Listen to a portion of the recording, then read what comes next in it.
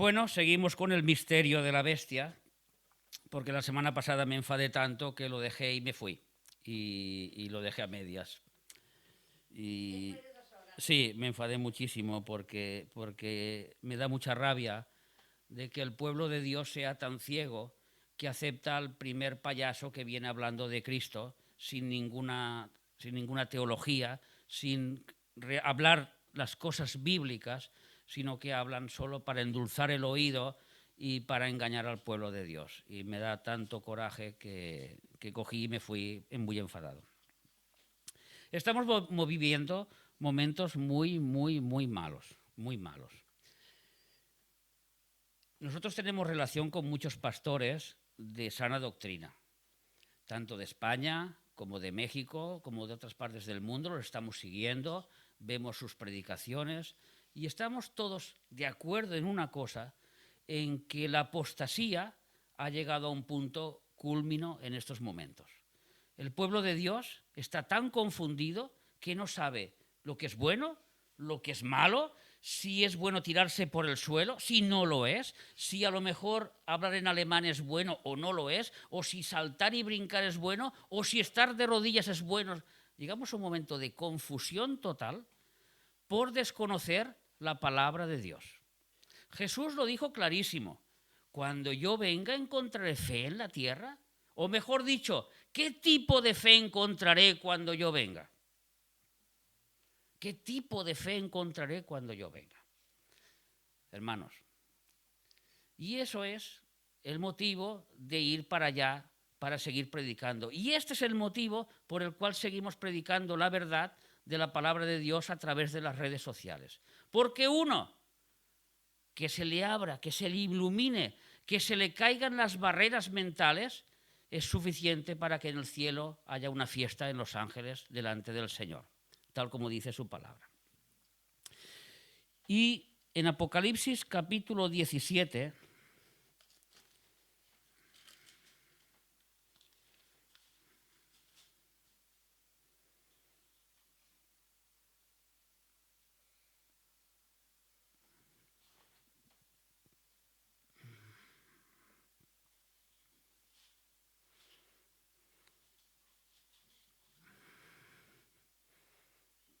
bueno, es la pregunta que le hace el apóstol Juan: ¿quién es la bestia?, que sale en Apocalipsis 17. Podemos leer el versículo 3. Y me llevó en el espíritu al desierto y vi una mujer sentada sobre una bestia. Apocalipsis 17, versículo 3. Y me llevó en el espíritu al desierto y vi una mujer sentada sobre una bestia escarlata, llena de nombres de blasfemia, que tenía 7 cabezas y 10 cuernos. En el versículo 7 nos dice: ¿por qué te asombras? Te diré el misterio de la mujer y de la bestia, que son dos misterios. ¿Quién es esta mujer, que ya lo hemos visto, que es un sistema religioso? ¿Y quién es el misterio de esta bestia? ¿Qué es lo que estamos averiguando en estas últimas predicaciones? Entonces, esta bestia, vimos en el primer lugar que era un sistema político, tal como nos enseñaba en Daniel capítulo 7, donde era un sistema político que gobernaba a través de las leyes que sacaban, a través de las leyes que los políticos sacan para gobernar al mundo. Si estas leyes no solo están en contra de Dios, sino que van a favor del pecado, como es la ley del género, la ideología de género, por ejemplo, en que una criatura puede cambiar de sexo simplemente porque él quiera, esto ni es bíblico, ni es científico, ni es físico. Todo esto es un problema mental única y exclusivamente. Pero como no sabemos quién está más locos, si los que están fuera, que los que están dentro, de los que mandan o los que obedecen, pues así nos encontramos, por lo menos en el primer mundo, con una serie de leyes que están destrozando las familias, están destrozando la iglesia y están destrozando la sociedad. Entonces vemos cómo este sistema político ya está en el mundo actuando, aunque todavía no ha surgido la bestia, pero ya está actuando y se está preparando lo que viene. La semana pasada vimos cómo esta bestia también se manifiesta en una persona, en el anticristo. Y ahí es donde nos quedamos. Y entonces hoy seguiremos con esta segunda parte sobre el anticristo. Nuestra lectura está en Primera de Juan, capítulo 2. Ir buscando, hermanos. Primera de Juan, capítulo 2.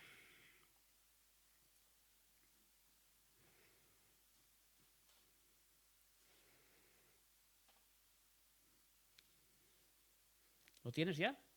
Versículo 18. Vamos a leer hasta el versículo 27, porque en estos 9 versículos nos pone en contexto de lo que es este anticristo y cómo lo compara con los anticristos que han entrado en las iglesias, sobre todo en los postreros tiempos. ¿Vamos? Hijitos, ya es el último tiempo, y según vosotros oísteis que el anticristo, aquí veis, está hablando de una persona, el anticristo, con un artículo, con un pronombre delante, con un artículo nominal delante, él. El anticristo viene. Así ahora han surgido muchos anticristos. Por eso conocemos que es el último tiempo. Desde que el apóstol Juan escribió estas palabras hace 2000 años, empezaron los últimos tiempos de la humanidad. Y tú me puedes decir que, claro, esto hace 2000 años, yo no sé si serán los últimos tiempos de aquí 1 año, de aquí 7 o de aquí 25. No lo puedes decir, pero sí que te puede decir que lo que el apóstol Juan se está refiriendo es que tú y yo tendremos nuestro postreros tiempos, cuando nos encontraremos delante del juez, tal como dicen Hebreos, porque está predestinado para el hombre que muera una sola vez y después el juicio. En el mismo momento en que nuestro cuerpo deja de latir, en que nuestro cuerpo se queda vacío del alma y el espíritu, entra un juicio para saber si vamos a la presencia de Dios o si vamos a la presencia de los demonios en el infierno. Salieron de nosotros, pero no eran de nosotros, porque si hubieran sido de nosotros, habrían permanecido con nosotros, pero salieron para que se manifestase que no todos son de nosotros. ¿De quién está hablando el apóstol Juan? Disculpad, es que estoy un poco... ¿De quién está hablando el apóstol Juan? ¿Quién salió de nosotros? ¿Los anticristos? Los anticristos que había hablado en el versículo anterior. Anticristos. Y luego nos explicará qué es un anticristo. Versículo 20. Pero vosotros, o sea, estos salieron de nosotros, pero vosotros, imaginaos que os lo digo a vosotros, pero vosotros tenéis la unción del Santo y conocéis todas las cosas. No os he escrito como si ignoraseis la verdad, sino porque la conocéis y porque ninguna mentira procede de la verdad. ¿Quién es el mentiroso sino el que niega que Jesús es el Cristo? Y aquí dice la característica de los anticristos. Este es anticristo, el que niega al Padre y niega al Hijo. Parecería que es imposible que alguien que ha estado con nosotros y que ha salido con nosotros se pueda dedicar a negar al Padre y a negar al Hijo. Parecería. Pero hoy, en el mensaje que tengo preparado, vais a comprobar cómo sí que es posible negar al Padre y negar al Hijo y ser un anticristo predicando en un púlpito de una iglesia. Todo aquel que niega al Hijo tampoco tiene al Padre. Y el que confiesa al Hijo tiene también al Padre. Lo que habéis oído desde el principio permanezca con vosotros. Si lo que habéis oído desde el principio permanece en vosotros, también vosotros permaneceréis en el Hijo y en el Padre. Aquí el apóstol Juan nos está hablando de la vida cristiana. La vida cristiana consiste en permanecer en la fe en Cristo hasta el último momento. ¿Qué dijo Jesús? El que permanezca hasta el fin, este será salvo. No se vale quedarse por el camino. No se vale darse media vuelta a los 3 años. Esto no está diciendo aquí. Está diciendo que nosotros tenemos una unción del Santo, que lo sabemos todo y lo único que tenemos que hacer es permanecer. ¿Y con qué? Permanecer en la verdad. Porque el engaño, nosotros vamos a ver qué pasa con el engaño. Y esta es la promesa que Él nos hizo, la vida eterna. Todos sabemos lo que es la vida eterna, que te conozcan a ti, Padre, y a Jesucristo, al cual has enviado. La vida eterna consiste en conocer a Dios. ¿Cómo se conoce a Dios? A través de una relación mística, a través de sueños, a través de profecías. No, a través de la Biblia, a través de nuestro culto racional, tal como dice Romanos capítulo 12, versículos 1 y 2. A través de nuestro culto racional conocemos a Dios y su voluntad para nosotros. Y cuando conocemos a Dios y conocemos su voluntad, sabemos que su voluntad es buena, es agradable y nos va bien. Es como dice Romanos capítulo 12, versículo 2. Os he escrito esto sobre los que os engañan. ¿Quién son los que nos engañan? Los anticristos que están en las iglesias. Pero la unción, cuidado con esta palabra, cuidado con lo que se está predicando por ahí, pero la unción que vosotros recibisteis, no es que la tienes que volver a recibir, no es que la recibirás en un futuro. Aquí los verbos están clarísimos, habla en pasado, pero la unción que vosotros recibisteis de Él, ¿quién es Él?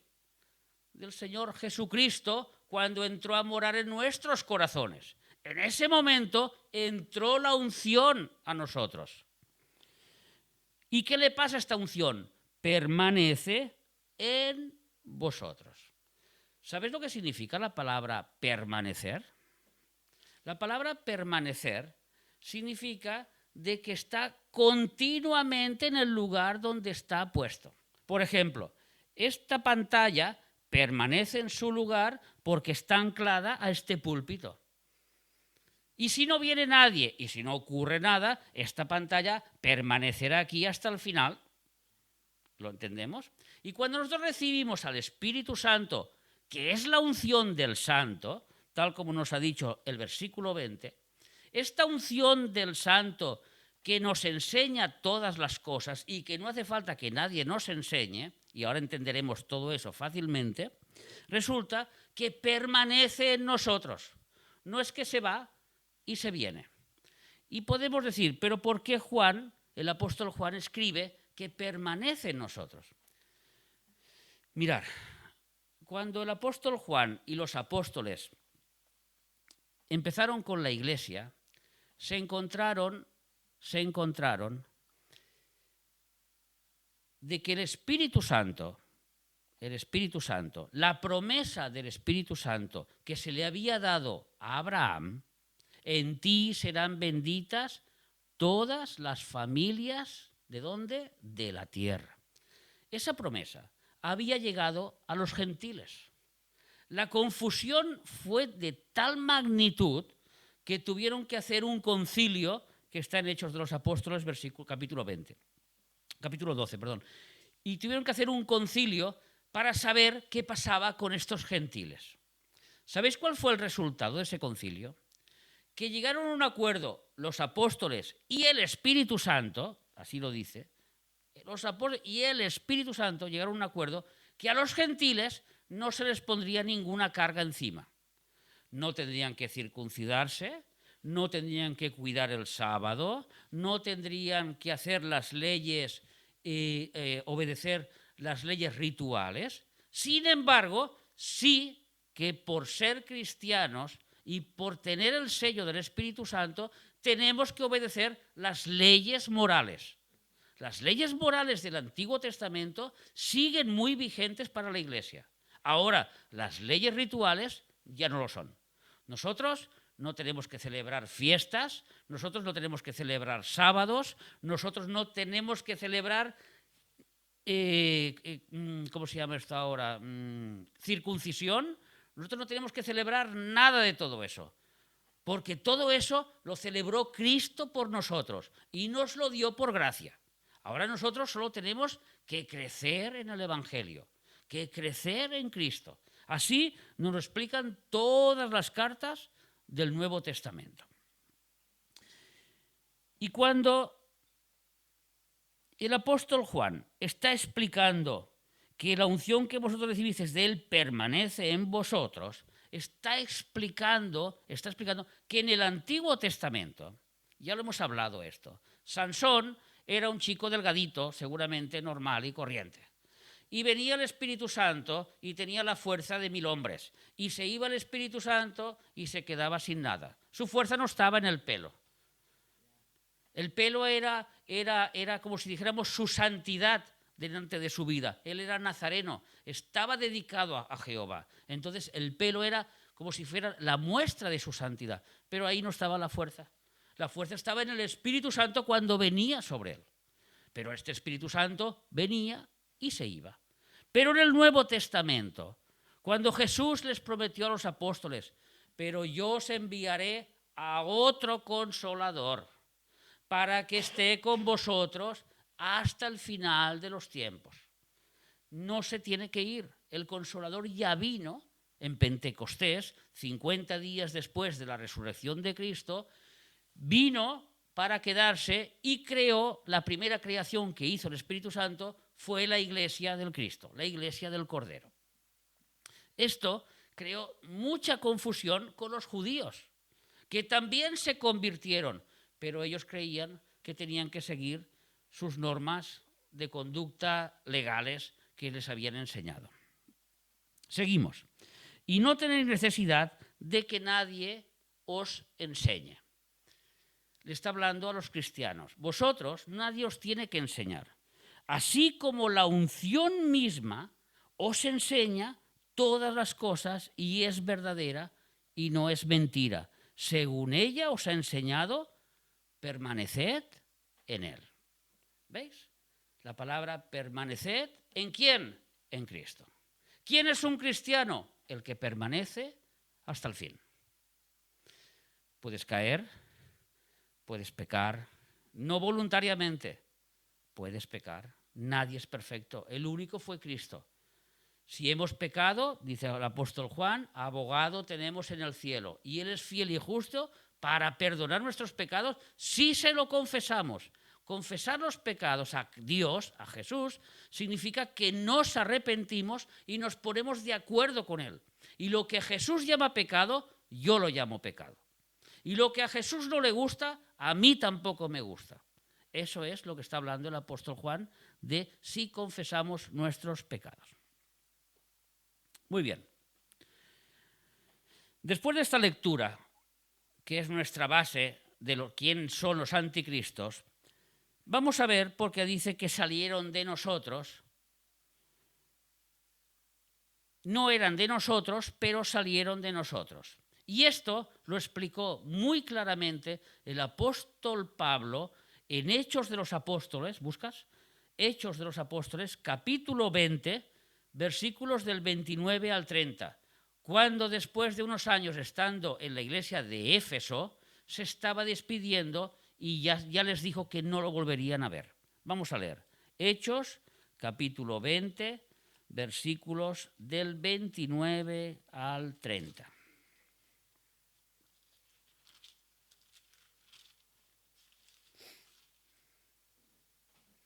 ¿Estáis, hermanos? ¿Lo tienes? Hechos 20, muy bien, 29 al 30. Porque yo sé, les explica el apóstol Pablo a los de Éfeso, que después de mi partida entrarán en medio de vosotros lobos rapaces, que no perdonarán al rebaño. Y de vosotros mismos se levantarán hombres que hablen cosas perversas para arrastrar tras sí a los discípulos. Por tanto, bueno, ya está, estos dos versículos, vamos a leer. Bueno, aquí ya tenemos la idea de lo que dice el apóstol Pablo. Él les llama lobos rapaces. El apóstol Juan los ha llamado anticristos. Está hablando de los mismos. Una serie de personajes que han venido a las iglesias de fuera, otros han salido de las mismas iglesias y que están predicando otro evangelio. Vuelvo a repetir lo mismo de la semana pasada. Si tú ves que este mensaje no te interesa, no lo escuches. No lo escuches, porque no vale la pena que pierdas el tiempo, porque tú ya te has predestinado a seguir a una serie de pastores. Te da lo mismo que hablen de la Biblia, como que no hablen de la Biblia, como que hablen de lo que quieran. Tú ya te lo has predestinado en tu cerebro. Pero si tú quieres conocer la verdad, te aconsejo que te quedes, escuches, y a lo mejor, con la misericordia de Dios, el Espíritu Santo te abre el corazón, te abre las vendas, y hoy entiendas que el Evangelio es el Evangelio de Jesucristo que han predicado los apóstoles, que han predicado los padres de la Iglesia, que se ha predicado durante 2000 años y que hoy muy pocas iglesias lo siguen predicando. El mismo Evangelio. No hay nuevas revelaciones, no hay nuevas explicaciones. El Evangelio no ha cambiado porque es el mismo. Y además, este Evangelio, para que tú me entiendas, vamos a tener una eternidad para entenderlo. Porque ni tú ni yo sabemos lo que pasó en aquella cruz. Ni tú ni yo, con nuestro cerebro, entenderemos lo que Jesús hizo en aquella cruz. Vemos las consecuencias de lo que Él hizo, pero no lo entendemos. Como Dios mismo se deja crucificar en una cruz y se hace maldición por causa de ti y por causa de mí. Eso con nuestro cerebro no lo acabamos de entender. Ese es el Evangelio. No hay otro. Es así de sencillo, pero es tan profundo que tendremos una eternidad entera para comprenderlo de las bocas del mismo Maestro. Estos lobos rapaces, vamos a ver por qué Pablo los compara con unos lobos rapaces. Juan nos ha dicho su característica. Son mentirosos y niegan a Dios. Niegan al Padre y niegan al Hijo. Ahora el apóstol Pablo nos da una característica. Lobos rapaces. Los lobos rapaces no son solitarios. Los lobos rapaces siempre van en manada. Siempre. No aparece un pastor solitario que quiere cambiar una iglesia, no, siempre van en manada. Esto es lo primero que hacen los lobos rapaces. Segunda de Corintios, capítulo 11, 4. Cada cosa que voy a decir lo voy a acompañar con versículos para que veáis que la Biblia ya nos había advertido de todo esto. Para que estemos, ojo visor, de que nadie nos engañe. Segunda de Corintios, capítulo 11 y versículo 4. Porque si viene alguno predicando a otro Jesús que el que nos hemos predicado, o si recibís otro espíritu que el que habéis recibido, u otro evangelio que el que habéis aceptado, bien lo toleráis. Y aquí el apóstol Pablo nos está hablando de los falsos apóstoles que llegaron a la iglesia de Corintio. No llegó uno, llegó una manada de falsos apóstoles. Y ellos les abrieron las puertas y los aceptaron. Porque claro, como hablaban de Cristo, Jesús es amor, Jesús nos quiere mucho, Jesús quiere que todo nos vaya bien, Jesús solo quiere lo mejor para ti. Y claro, tan bonitas eran las palabras que todos abrieron las orejas, el corazón, las puertas y los bolsillos y los dejaron entrar hacia adentro. La segunda característica de los lobos es que los lobos se alimentan de las ovejas. ¿Vale? Vamos a ver. Espera, perdona. Que he dicho, perdona. Antes de llegar a he dicho que actúan como manada y he dicho 2 de Corintios 11, versículo 4. Tengo otro versículo que es del 13 al 15. Al mismo capítulo 4, versículos del 13 al 15. Porque estos, aquí está lo que os he dicho, estos son falsos apóstoles. ¿Verdad que no ha dicho falso apóstol? Falsos apóstoles. Vienen todos uniditos, todos juntitos, porque con su fuerza pueden mejor engañar al pueblo de Dios. Obreros fraudulentos. ¿Qué significa la palabra obreros? La palabra obreros significa que son trabajadores, decididos, con la suficiente fuerza de saber cuál es su propósito y cuál es su cometido por la cual vienen a hacer las cosas. Mirad, yo no sé si vosotros sabéis que los lobos son de los animales más incansables que existen en el planeta Tierra. Ellos persiguen a una pieza, a una cabrita o lo que sea, y la pueden perseguir hasta que la cabra cae muerta, exhausta, de agotamiento. Y entonces se la comen. Pero ellos no se han cansado. Ellos son tenaces, persistentes, y continúan y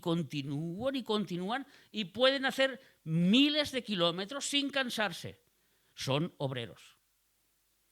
Y estos falsos apóstoles, estos obreros, estos lobos rapaces, no dejan de trabajar.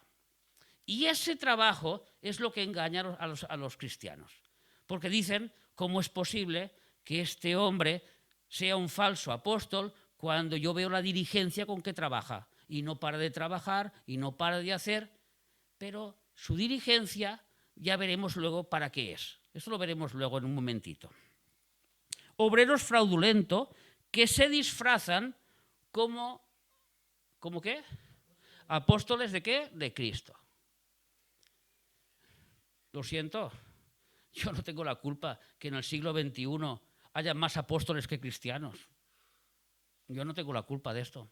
La culpa lo tenéis vosotros, los cristianos, que los aceptáis, como dice Pablo. A cualquiera que viene con otro evangelio lo aceptáis, la culpa es vuestra. Cada uno tiene el pastor que se merece. No lo dudéis, ¿eh? No lo dudéis. Si tu pastor es un lobo rapaz, el primero eres tú que lo has aceptado. Y no es maravilla, dice, porque el mismo Satanás se disfraza como ángel de luz. ¿Qué significa un ángel de luz? Significa que viene con mensajes bíblicos. Significa que viene con la Biblia debajo del brazo. No viene con cuernos y vestido de rojo y soy Satanás y vengo a destruirte. No. Viene con palabras bonitas, engañadoras, ¿para qué? Para que coger a los incautos y separarlos del camino del Evangelio. Así que no es extraño si también sus ministros, ahora sí que lo hemos entendido. Porque estos falsos apóstoles son ministros de Satanás. ¿Lo estáis leyendo, el versículo 15? Así que no es extraño si también sus ministros se disfrazan como ministros de justicia, cuyo fin será conforme a sus obras. Es complicado esto, ¿eh? ¿Cómo podemos detectar nosotros a un lobo si se disfraza de ministro, si trabaja como un ministro, si casi habla igual que un ministro? ¿Cómo nosotros podemos detectar que nuestro pastor realmente sea un pastor según la palabra de Dios? Sigamos. Hemos dicho en el punto 2 que estos lobos se alimentan de las ovejas. 2 de Corintios, capítulo 11, versículos del 19 al 20. ¿Dónde estamos? Versículos del 19 al 20. Porque de buena gana toleráis a los necios. Ahora, a estos ministros de Satanás, a estos engañadores, a estos falsos apóstoles, les llama necios. No sé si vosotros le dais mucha importancia a las palabras de la Biblia, pero yo cuando vi que le llamaba necio era porque el Espíritu Santo nos está dando una cualidad de estos falsos apóstoles. Y para saber qué cualidad él es, nos iremos a los Salmos y veremos qué significa la palabra necio.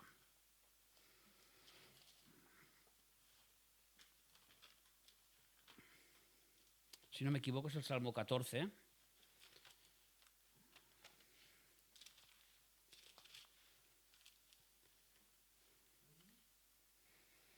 Salmo 14, versículo 1. Salmo 14, ¿vale? ¿Qué dijo el apóstol Juan? A ver, Juan dijo que el anticristo son los que hacen. ¿Qué hacen? ¿Niegan a quién? Al Padre y niega al Hijo. ¿Qué dijo el apóstol? ¿Qué dice el apóstol Pablo? Porque de buena gana toleráis a los necios, a estos falsos, a estos anticristos. ¿Cuál es la característica de un necio? Salmo 14, versículo 1. Dice el necio en su corazón, no hay ¿qué? No hay Dios. Esa es la característica de un necio. No hay Dios. No hay temor de Dios, ni siquiera cree en Dios. Simplemente él tiene un cometido y una labor que hacer. Y su cometido y su labor la continuaremos leyendo en 2 de Corintios, donde estábamos. Solo quería leer esto. Y quería que se viera lo que es un necio. Un necio es aquel que dice no hay Dios. 2 de Corintios 11, versículo 19.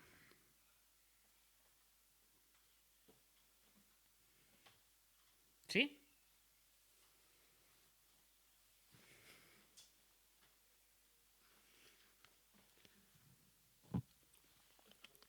Porque de buena gana toleráis a los necios, siendo vosotros cuerdos.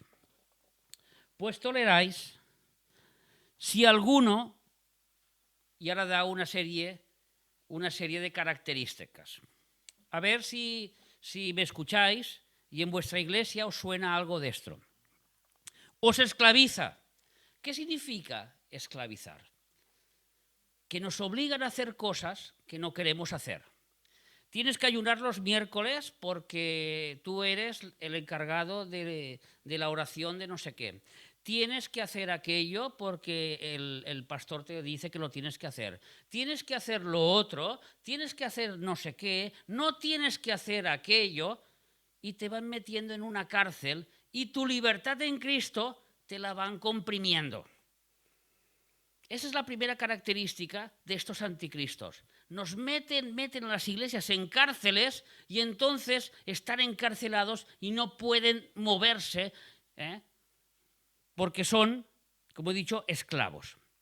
Si alguno os devora, no es que te va a venir a comerte al dedito o a la pierna o en el brazo, no, hombre, no. Aquí estamos hablando de economía. Está clarísimo, el apóstol Pablo es una persona muy inteligente, demasiado inteligente para hablar de tonterías. Habla de cosas muy serias y además inspirado por el Espíritu Santo. Si alguno os devora, aquí está hablando de economía, de dinerito, de money, de cash. Si alguno toma de lo vuestro, sigue el apóstol Pablo, porque Pablo tiene una forma de escribir que él cuando algo le interesa lo machaca.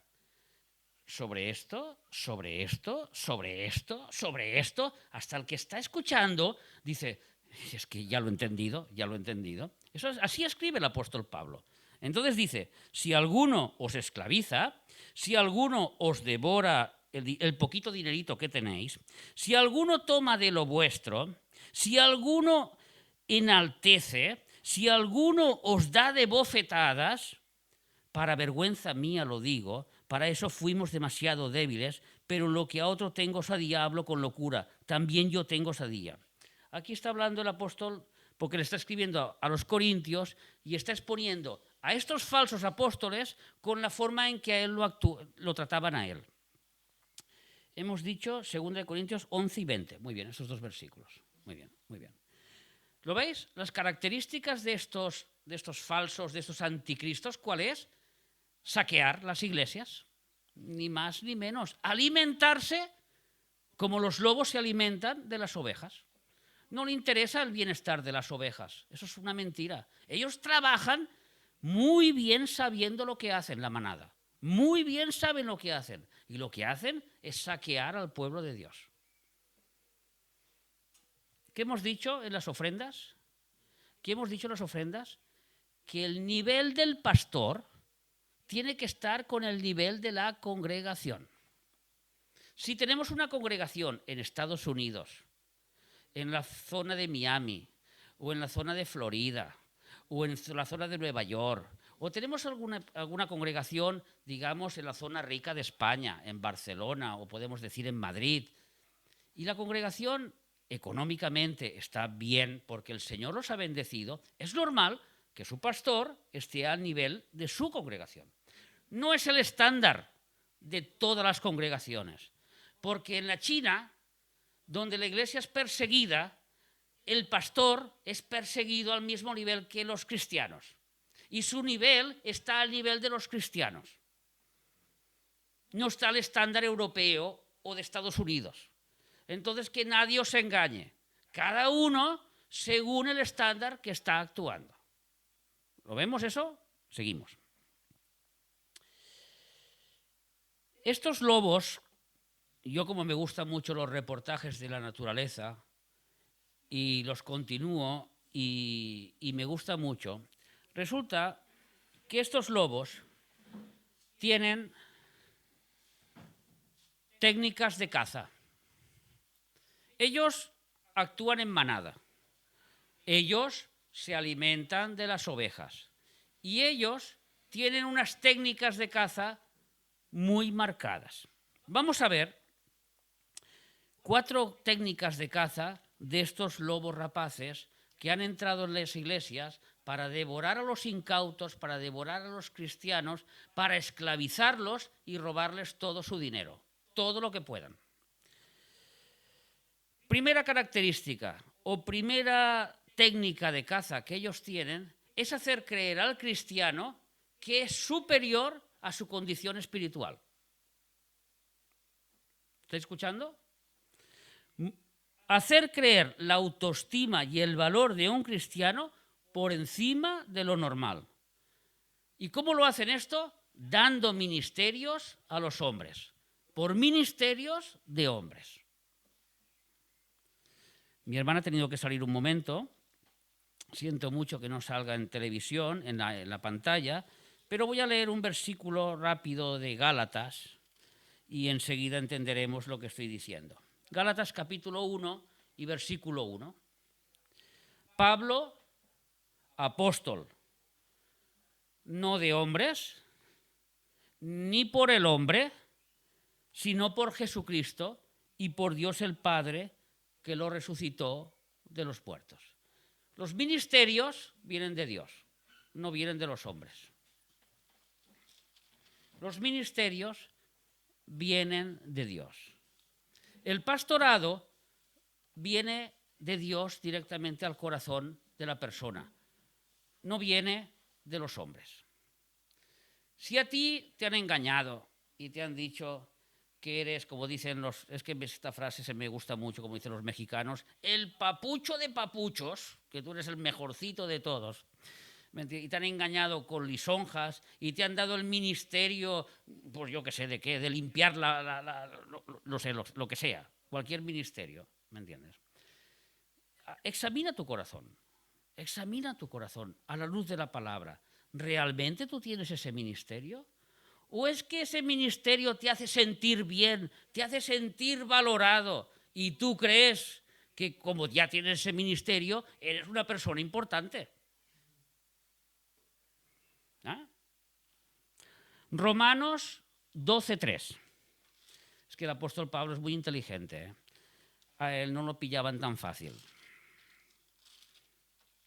Al apóstol Pablo no lo engañaban con 4 palabritas. ¿Lo tienes? Romanos 12:3. ¿Ya?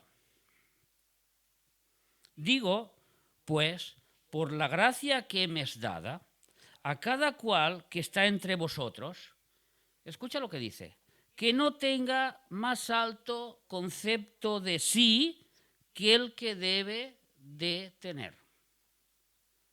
No todos están llamados a ser pastores. Es imposible, tienen que haber ovejas. No todos están llamados a la alabanza. Aquí porque somos poquitos y me toca hacer de todo. Pastor Pulpo, pero yo no estoy dado a la alabanza, tengo una voz horrible, toco peor y lo hago súper fatal, pero como no hay nadie más, pues lo hago así. Pero no todos estamos llamados a la alabanza. Unos tienen el ministerio específico, ese don especial que Dios les ha dado. Más alto concepto de sí mismo del que debe tener, sino que piense de sí cada uno con cordura.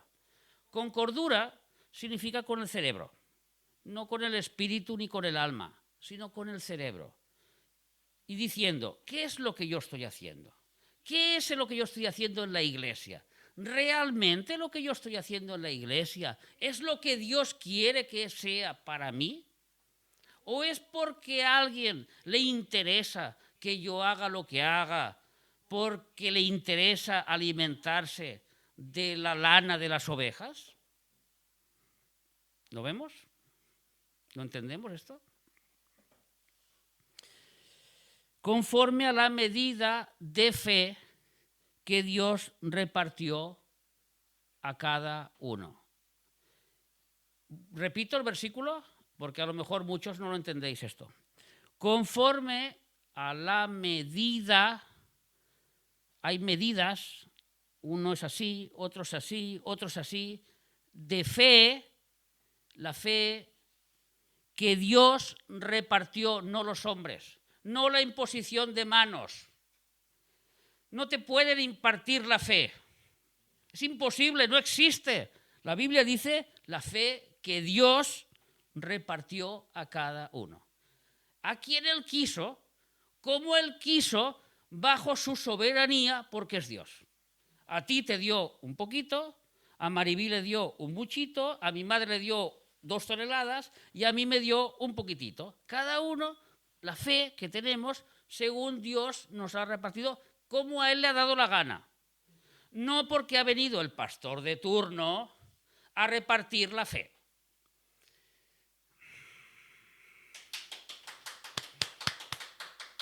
Es que la Biblia es clara, solo hay que leerla, solo hay que creerla, como dice el de Tarragona, Jorge Vera, solo hay que creerla, léela, créela, no hagas nada más, la Biblia te lo dice claro las cosas, solo tienes que leerla y creerla.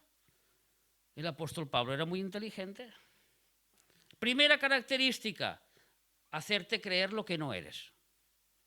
Segunda característica de la técnica de caza, que pongas las miradas en las cosas de los hombres y no en las cosas de Dios. Marcos, capítulo 8, versículo 33. Capítulo 8, versículo 33. El apóstol Pedro, que es el escritor de Marcos, porque Marcos es el escritor, pero el que dictó la carta fue el apóstol Pedro, vivió un acontecimiento con Jesús muy particular.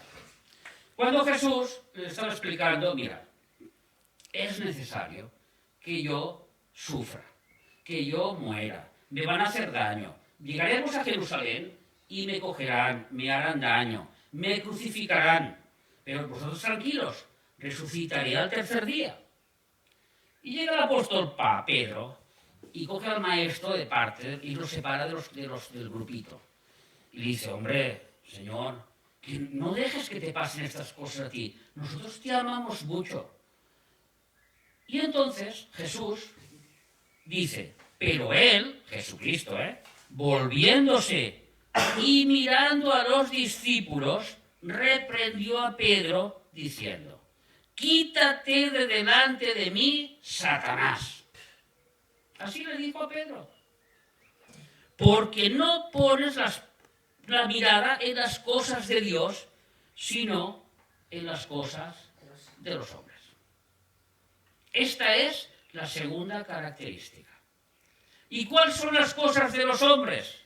Ahora veremos la tercera característica. Cambiar la doctrina. Estos falsos, estos anticristos, cuidado lo que estoy explicando, vienen en manada, son muy trabajadores y saben muy bien lo que tienen que hacer. Los incautos es el pueblo de Dios que lo acepta, ¿eh? Pero ellos saben muy bien lo que tienen que hacer para devorar a las iglesias. Primera de Timoteo, capítulo 4 y versículo 16.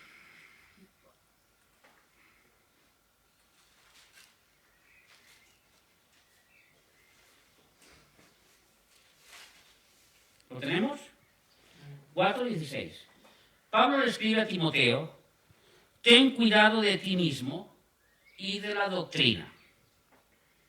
Persiste en ello.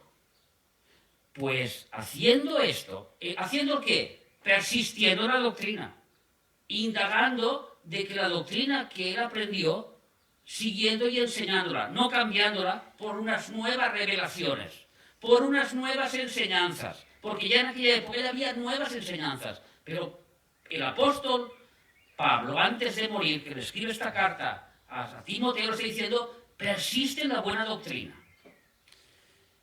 Pues haciendo esto, te salvarás a ti mismo. Sí, hermano, sí. La doctrina sí que salva.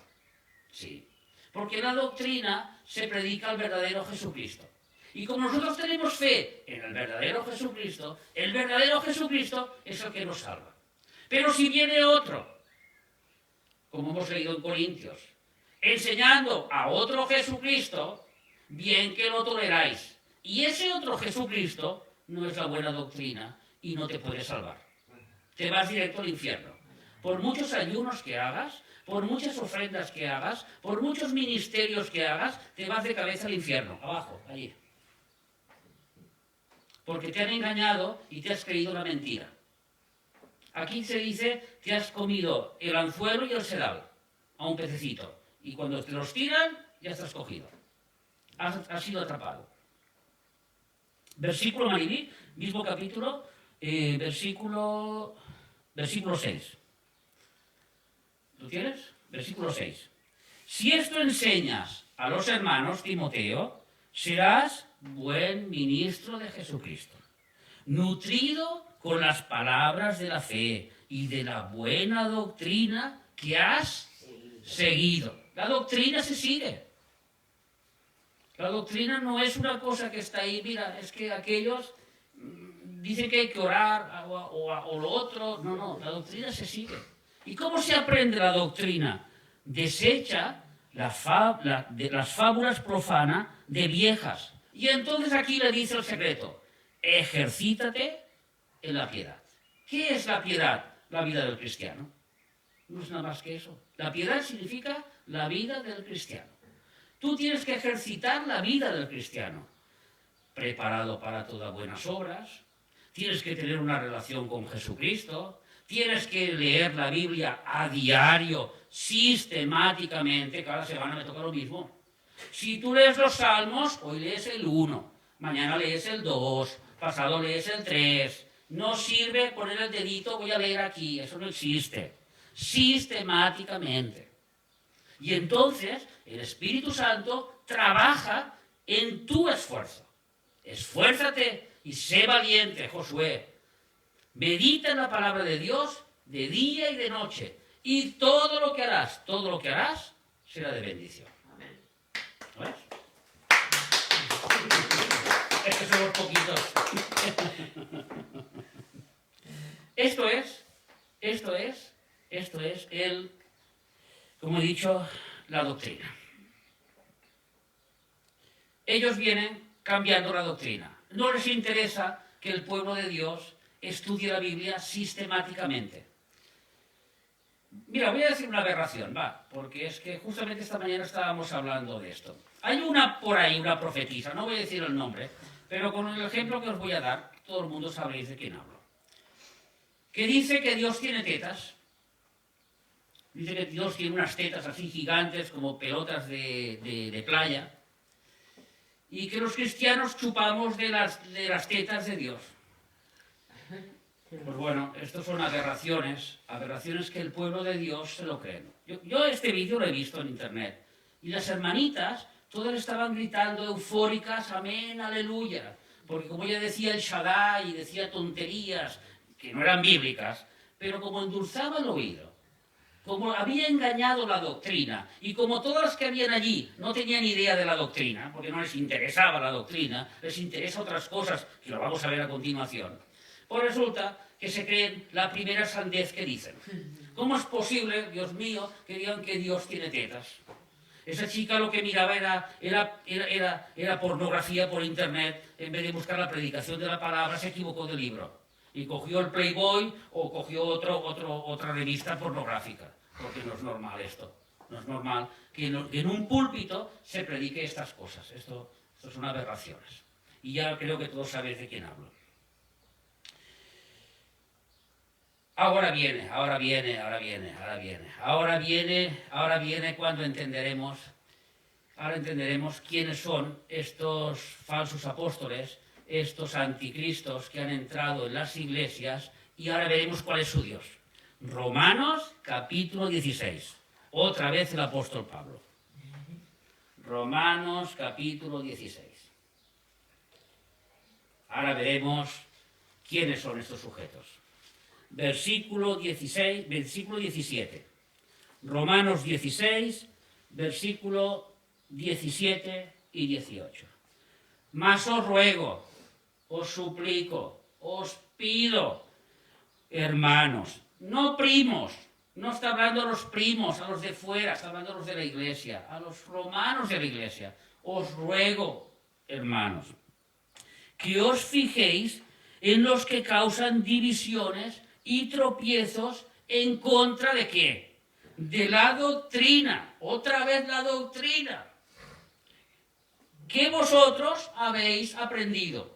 La doctrina que repartió Jesús cuando estuvo 3 años predicando, que los apóstoles repartieron por las iglesias, que los padres de los padres apostólicos, de los padres de la iglesia, repartieron, y así nos ha llegado hasta nuestros días.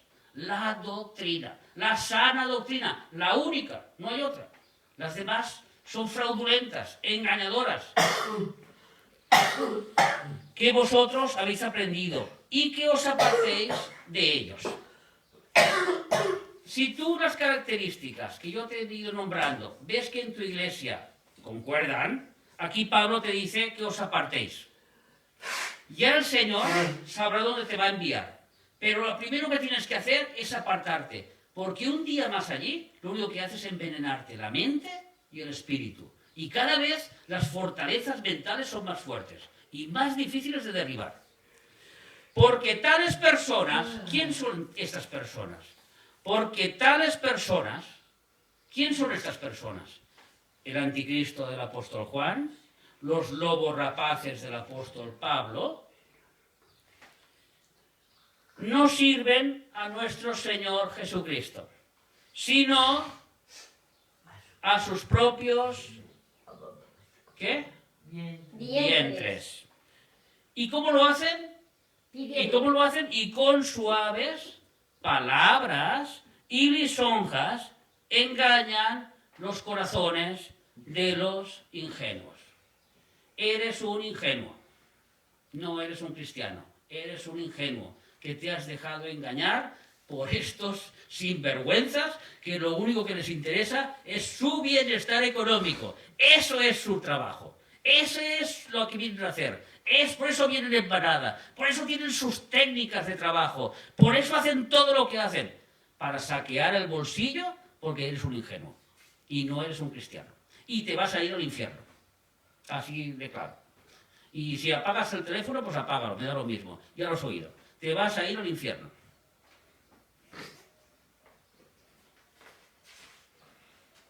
No, no riáis, no riáis, no es de risa. No es de risa, no es de risa. Volvemos a Marcos. Y con esto quiero acabar, porque esto vuelvo a estar tan enfadado que diré cualquier animalada. Mira, es que me pongo a llorar y todo de la rabia, de ver las barbaridades que hacen estos sinvergüenzas y que el pueblo lo acepta todo. En Marcos, donde estábamos buscando antes, hace un momento, lo he perdido ahora, lo he perdido. Ay, Dios mío. ¿Dónde lo tenía yo aquí? Marcos 8. Marcos 8. Marcos 8, aquí está, Marcos 8. Cuando Jesús le dice a los apóstoles, mirad. Versículo, bueno, estamos en el 33. 8:33, pero ya lo hemos leído. Cuando le dice, quítate delante de mí, Satanás, le dice eso. Porque no pones la mirada en las cosas de Dios, sino en tu propia barriga, podemos traducirlo así. Ahora ya lo traducimos tal cual. Sino en tu propia barriga, en tu propio ego, en tu propia persona. Tú pones la mirada. Y es lo que hacen estos sinvergüenza. Hacen que su pueblo de Dios ponga la mirada en nosotros y no en Dios. ¿Cómo? Engañando la doctrina. ¿Cómo? Haciéndonos creer lo que no somos. Somos lo que somos por la gracia de Jesucristo. Ni más ni menos. Y en el cielo un pastor no será más que un obrero, o un obrero no será más que un pastor, o una oveja, sino por el cometido que Dios le ha dado, así será en el cielo, por su fidelidad que ha tenido en la tierra. Porque hay ovejitas que serán mucho más que los pastores porque han sido fieles desde el principio hasta el fin. Entonces, eso es así. No es por lo que tú eres, sino por lo que... No es por lo que tú haces, perdón, sino por lo que tú eres como persona, delante de Dios. Versículo, ¿ya lo tienes? Versículo 34. Y llamando a la gente y a sus discípulos, Jesús les da la clave y les dice, mirad, esto es el Evangelio. Si alguno quiere venir en pos de mí, tome todas las riquezas del mundo, que yo le bendeciré, pero de una forma animalada. ¿Verdad que no? Niéguese a sí mismo. ¿Qué significa negarse a sí mismo? Pues significa que lo que te gusta ya no te tiene que gustar. Hemos dicho que el arrepentimiento consiste en decir, tú le llamas pecado y yo le llamo pecado lo que tú le llamas pecado. Entonces me tengo que negar a mí mismo. Y tome su cruz y sígame. La cruz no es que estés enfermo o que no tengas dinero o cualquier tontería que van diciendo, no. La cruz significa en que nosotros estamos juntamente con Cristo crucificados, como dice el apóstol Pablo. Juntamente con Cristo crucificados. O sea, mi viejo hombre allí en la cruz se ha quedado. Ahora viene lo siguiente. Porque todo el que quiera salvar su vida, porque a mí no me interesa crucificar mi carne. A mí lo que me interesa es salvar mi carne. A mí lo que me interesa es que mi vientre sea feliz. No el sacrificio de la obra de Dios, el sacrificio del cristiano. Hubo una personita que me decía, sin sacrificio no hay victoria. A Jesús le costó mucho porque hubo un sacrificio. Una personita que me lo dijo. Y me quedé meditando en esa palabra, es verdad. Sin sacrificio, la vida cristiana no tiene propósito. Porque el primero que tuvo el sacrificio fue Cristo. Y le costó muchísimo, muchísimos sacrificios. Porque todo el que quiera salvar su vida, la perderá al infierno. ¿Quieres un evangelio fácil? Al infierno. ¿Quieres ser ministro de Asuntos Exteriores? Al infierno. ¿Quieres que te limpien las orejitas y escuches bien? Al infierno. Y todo el que pierda su vida, ¿qué significa perder su vida? Significa negarse a sí mismo. Significa que leo la Biblia y cuando la Biblia me dice, Dani, esto es pecado. En ese momento, en cuando el Espíritu Santo te redarguye de pecado, tienes dos opciones. Que es decirle, no me interesa, o decirle, amén, voy a obedecer. Es lo que está diciendo aquí Jesús. Amén, voy a obedecer. Y todo el que pierda su vida por causa de mí, no significa que lo van a matar. Eso también, pero no se está refiriendo aquí, porque no todos los cristianos van a pasar y van a ser muertos como mártires, no todos. Aquí está refiriendo a un tema espiritual. Perder nuestra voluntad, eso es lo que está significando el Señor Jesús. Y todo el que pierda su vida por causa de mí y del Evangelio, la salvará. Porque, y ahora Jesús toca la llaga a estos falsos apóstoles, a estos falsos anticristos. Ahora Jesús nos da la respuesta. Porque, ¿qué aprovechará al hombre si ganare todo el oro del mundo? ¿Para qué quieres el dinero? ¿Para qué? ¿Y si pierdes tu alma? ¿O qué recompensa dará al hombre por su alma? Es lo que está diciendo Jesús. ¿Lo veis? ¿Cuál es su Dios? El vientre. ¿Cuál es la conclusión? Al infierno. ¿Para qué quiere el hombre? ¿Para qué quiere el hombre tantas riquezas y tanto y tanto? Cada uno tiene lo que Dios quiere que tengas. Según la voluntad de Dios que quiere que tengas. ¿Y sabes por qué? Porque Dios quiere lo mejor para ti. Y en Romanos dice que todo lo que nos acontece en la vida es por nuestro bien.